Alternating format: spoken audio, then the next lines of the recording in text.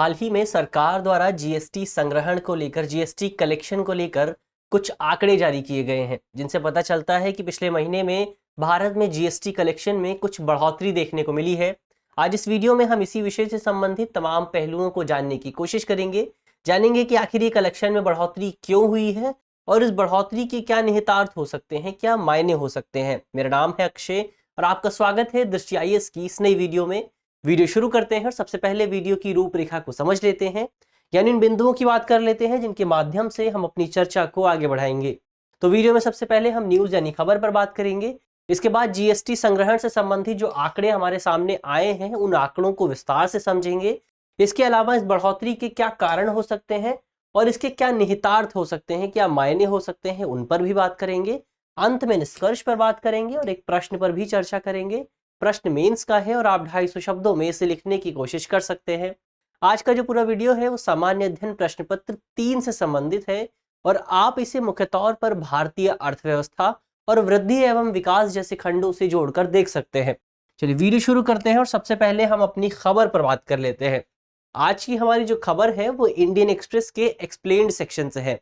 हमारी खबर है GST collection in October second highest ever causes and significance, यानी अक्टूबर महीने में जो जीएसटी कलेक्शन हुआ है, जो जीएसटी संग्रहण हुआ है, वो अब तक का सेकेंड हाईएस्ट कलेक्शन था। तो इस कलेक्शन के, इस बढ़ोतरी के क्या मायने हो सकते हैं, इसके क्या कारण हो सकते हैं, इन्हीं कारणों और मायनों को, इनके निहितार्थ को समझने की कोशिश की गई है इस पूरी खबर के माध्यम से।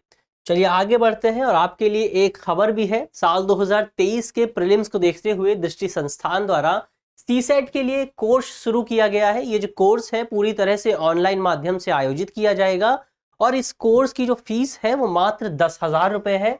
कोर्स की शुरुआत 4 नवंबर से हो रही है और इस कोर्स के दौरान आपको 150 प्लस घंटों की कक्षाएं मिलेंगी।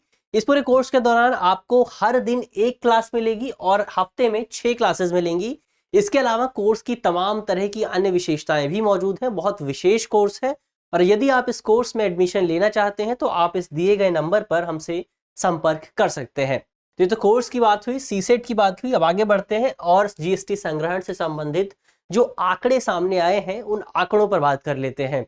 तो हाल ही में वित्त मंत्रालय द्वारा जीएसटी के कलेक्शन को लेकर कुछ आंकड़े जारी किए गए हैं, जिनसे यह पता चलता है, यदि उन आंकड़ों पर आप नजर डालेंगे तो उनसे यह पता चलता है कि अक्टूबर 2022 में जीएसटी संग्रहण अक्टूबर 2021 की तुलना में इस पूरे जीएसटी संग्रहण में इस महीने अक्टूबर 2022 में 16.6% की बढ़ोतरी देखने को मिली है। यानी जाहिर तौर पर जीएसटी का जो कलेक्शन है उसमें कुछ बढ़ोतरी देखने को मिली है।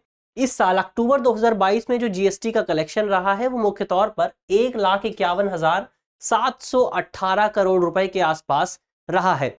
इसके अलावा इस कलेक्शन की एक विशेष बात यह भी है कि ये जो कलेक्शन है वो अप्रैल 2022 के बाद दूसरा सबसे अधिक संग्रहण, दूसरा सबसे बड़ा कलेक्शन है। अप्रैल 2022 में जो जीएसटी के आंकड़े सामने आए थे उनसे ये पता चला था कि उस महीने सरकार द्वारा जीएसटी संग्रहण के रूप में तकरीबन 1,67,540 करोड़ रुपए एकत्र किए गए थे, कलेक्ट किए गए थे।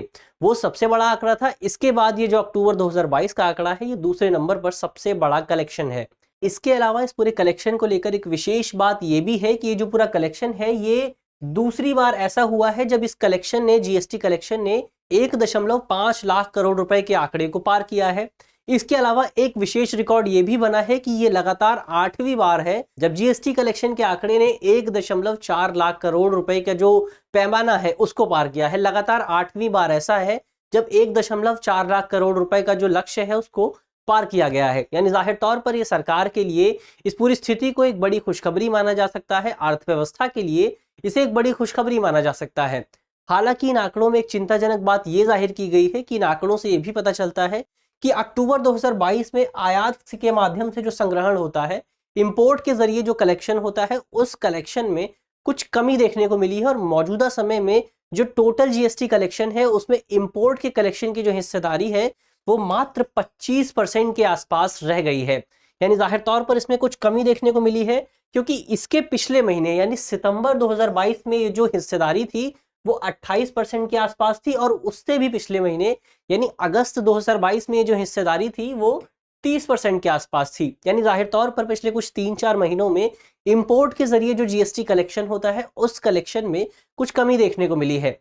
इसके अलावा जीएसटी कलेक्शन से संबंधित तमाम अन्य जो आंकड़े हैं उन पर नजर डालें, जो चार्ट के जरिए यदि इसे समझने की कोशिश करें तो हम देख सकते हैं कि जाहिर तौर पर ये जो साल 2021 और 22 के जो आंकड़े पेश किए गए हैं उनसे पता चलता है कि साल 2022 के तमाम महीनों में जीएसटी कलेक्शन में बहुत ज्यादा बढ़ोतरी देखने को मिली है और साल 2021 की तुलना में जीएसटी कलेक्शन बहुत ज्यादा रहा है।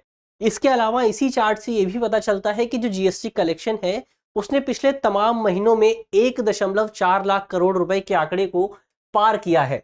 यानी जाहिर तौर पर हम इस पूरी स्थिति को देखते हुए ये निष्कर्ष निकाल सकते हैं कि जाहिर तौर पर भारत में जो जीएसटी प्रणाली है उस प्रणाली में कुछ हद तक सुधार देखने को मिल रहा है। अब लेकिन यहाँ यह सवाल उठता है कि मौजूदा समय में ये सुधार किन कारणों की वजह से प्रेरित हुआ है, किन कारणों की वजह से ये सुधार आया है। तो इमीडिएट कारणों की बात करें तो इसमें सबसे पहला कारण जो होगा वो हुआ त्योहारों का सीजन। हम जानते हैं कि भारत में सितंबर और अक्टूबर महीने को त्योहारों का सीजन माना जाता है और जब त्योहारों का सीजन आता है तो जाहिर तौर पर इस सीजन के दौरान लोग ज्यादा से ज्यादा खर्च करते हैं। जब लोग ज्यादा खर्च करते हैं तो इसका मतलब होता है कि बाजार में डिमांड बढ़ रही है, मांग बढ़ रही है। जब मांग बढ़ती है तो इसकी वजह से सरकार को और ज्यादा पैसे मिलते हैं, और ज्यादा जीएसटी मिलती है। तो ये तो इसका सबसे इमीडिएट कारण हुआ। इसके अलावा एक बड़ा कारण ये भी है कि भारत में मौजूदा समय में जो इन्फ्लेशन है, जो इन्फ्लेशन रेट है वो बहुत ज्यादा है, मुद्रास्फीति बहुत ज्यादा है। सरकार के ही आंकड़े बताते हैं कि मौजूदा समय में सितंबर 2022 में भारत में खुदरा मुद्रास्फीति यानी रिटेल इन्फ्लेशन का जो आंकड़ा है वो 7.4% के आसपास पहुंच चुका है। अब ये जो 7.4% का आंकड़ा है ये आरबीआई का जो टारगेट रहता है इन्फ्लेशन का उससे बहुत ज्यादा है। आरबीआई इन्फ्लेशन को लेकर आरबीआई ने जो टारगेट निर्धारित किया है वो मुख्य तौर पर 4% ±2 के आसपास है। यानी ये मैक्सिमम तौर पर 4+2 6% तक पहुंच सकता है और मिनिमम तौर पर 4-2 यानी 2% तक पहुंच सकता है। लेकिन इसने अपने मैक्सिमम लेवल को भी ब्रीच कर दिया है और इसी स्थिति को ध्यान में रखते हुए बीते दिनों आरबीआई द्वारा एक आपातकालीन बैठक भी आयोजित की गई थी। तो जाहिर तौर पर आरबीआई के लिए तो यह खतरनाक स्थिति है। आरबीआई को अपना इस पूरा लक्ष्य प्राप्त करना है और आगे चलकर दीर्घकाल में ये भारत की अर्थव्यवस्था के लिए भी नुकसानदायक हो सकता है। लेकिन मौजूदा समय में ये जो पूरी स्थिति है ये सरकार को ज्यादा से ज्यादा जीएसटी कलेक्शन करने में मदद कर रही है, क्योंकि जब अर्थव्यवस्था में इन्फ्लेशन बहुत ज्यादा होता है तो इन्फ्लेशन ज्यादा होने की वजह से लोगों को ज्यादा खर्च करना पड़ता है। अब जब लोग ज्यादा खर्च करते हैं तो इसकी वजह से सरकार को संकर के रूप में, टैक्स के रूप में ज्यादा पैसे प्राप्त होते हैं। तो ये जो दो कारण है इन दोनों कारणों को इमीडिएट कारण माना जा सकता है। लेकिन एक तीसरा कारण भी है जिसे हम इमीडिएट कारण तो नहीं मान सकते लेकिन उसे एक लॉन्ग टर्म कारण जरूर माना जा सकता है। और ये तीसरा कारण है सरकार द्वारा तमाम तरह के किए गए प्रयास ताकि लोगों को ज्यादा से ज्यादा कर चुकाने के लिए प्रेरित किया जा सके। यानी कंप्लायंस का जो सिस्टम है उस सिस्टम में सरकार द्वारा कुछ हद तक वृद्धि की गई है, सरकार द्वारा उस सिस्टम में कुछ सुधार किया गया है।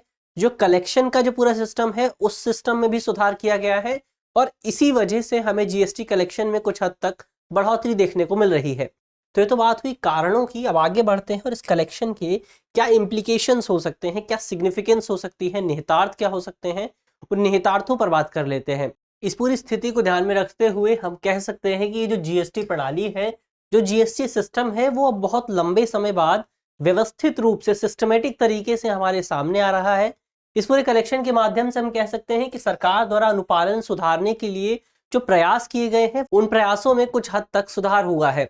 हालांकि ये जो संग्रहण में बढ़ोतरी हुई है, जो कलेक्शन में बढ़ोतरी हुई है, उस बढ़ोतरी को पूरी तरह से हम अनुपालन से जोड़कर नहीं देख सकते हैं, क्योंकि अक्टूबर महीने में हमें त्योहारों का सीजन देखने को मिलता है। इसके अलावा भारत में जो मुद्रास्फीति की जो आंकड़े हैं वो भी बहुत बहुत ज्यादा स्तर पर पहुंच चुके हैं। तो जाहिर तौर पर इस पूरे कलेक्शन में जो बढ़ोतरी हुई है उसे केवल कंप्लायंस या अनुपालन स्तर से जोड़कर नहीं देखना चाहिए।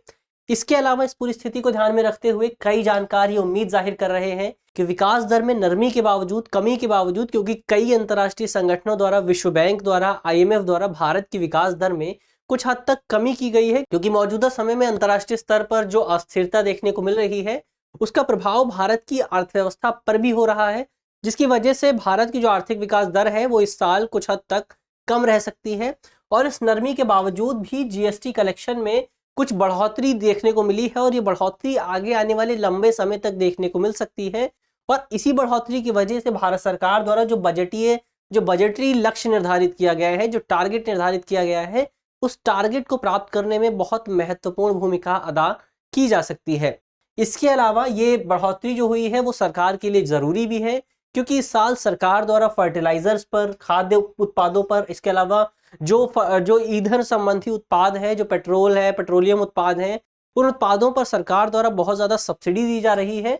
व्यापक स्तर पर सरकार द्वारा खर्च किया जा रहा है और इस खर्च को पूरा करने के लिए ये जो कलेक्शन में बढ़ोतरी हुई है वो बढ़ोतरी बहुत ज़्यादा महत्वपूर्ण साबित हो सकती है।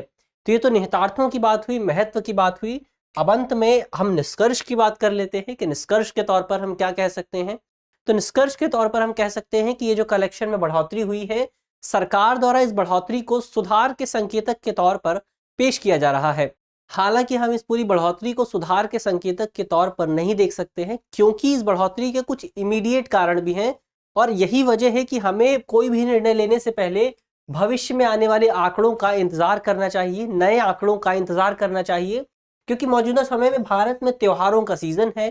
त्योहारों के सीजन में लोग ज्यादा खर्च करते हैं। ऐसे में हम इंतजार करेंगे कि ऐसा समय आए जो कि एक न्यूट्रल समय हो, जब लोग सामान्य तौर पर खर्च कर रहे हों, ताकि इस पूरी स्थिति का एक निष्पक्ष आकलन किया जा सके। इसके अलावा इस पूरी स्थिति को जीएसटी प्रणाली से जोड़कर भी नहीं देखा जाना चाहिए, क्योंकि हमने पहले ही बात की कि बढ़ोतरी के कुछ इमीडिएट कारण हैं, तो जाहिर तौर पर ये आर्थिक सुधार से कहीं ना कहीं बहुत कम स्तर पर जुड़ा हुआ है। ऐसे में हमें त्योहारों के सीजन के खत्म होने का इंतजार करना चाहिए। जब त्योहारों का सीजन खत्म होगा तो जाहिर तौर पर एक ऐसी स्थिति आएगी जहां पर हम जीएसटी प्रणाली का एक निष्पक्ष आकलन कर सकेंगे। ऐसे में सरकार क्या कर सकती है? तो इस पूरी स्थिति में सरकार जो है वो मुख्य तौर पर ऐसे उपायों पर ध्यान केंद्रित कर सकती है जिनके माध्यम से जीएसटी कलेक्शन में और ज्यादा बढ़ोतरी की जा सकती है। तो ये तो बात हुई निष्कर्ष की, आगे की राह की। अब अंत में एक प्रश्न की बात कर लेते हैं। प्रश्न मेंस का है और आप 250 शब्दों में इसे लिखने की कोशिश कर सकते हैं।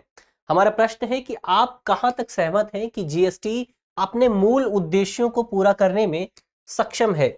यानी सरकार द्वारा जीएसटी को जिस वर्ष लागू किया गया था उस वक्त सरकार ने इस पूरी प्रणाली को लेकर कुछ लक्ष्य भी निर्धारित किए थे। तो आपको बताना है कि क्या जीएसटी प्रणाली अब इन लक्ष्यों को पूरा करने में सक्षम हुई है या फिर नहीं हुई है। आपको इसके पक्ष और विपक्ष में बात करनी है। इसके अलावा आप कमेंट बॉक्स में बता सकते हैं कि सरकार द्वारा जीएसटी प्रणाली को भारत में किस साल लागू किया गया था। मुझे आशा है कि इस वीडियो के माध्यम से जिन बिंदुओं पर चर्चा की गई है वो आपको समझ में आएंगे, और यदि आपके प्रश्न पत्र में इससे संबंधित कोई भी सवाल आता है तो आप इस प्रश्न को आसानी से हल कर सकेंगे। इसके अलावा आपके लिए एक बड़ी खबर यह भी है कि दृष्टि संस्थान द्वारा YouTube पर शॉर्ट्स के लिए एक नया चैनल शुरू किया गया है जिसका नाम है दृष्टि IAS शॉर्ट्स। आप हमारे इस चैनल को भी सब्सक्राइब कर सकते हैं ताकि आपको 1 मिनट में जो दुनिया भर की तमाम गतिविधियां हैं, जो दुनिया भर के तमाम महत्वपूर्ण जानकारियां हैं, वो आसानी से मिल सकें। धन्यवाद।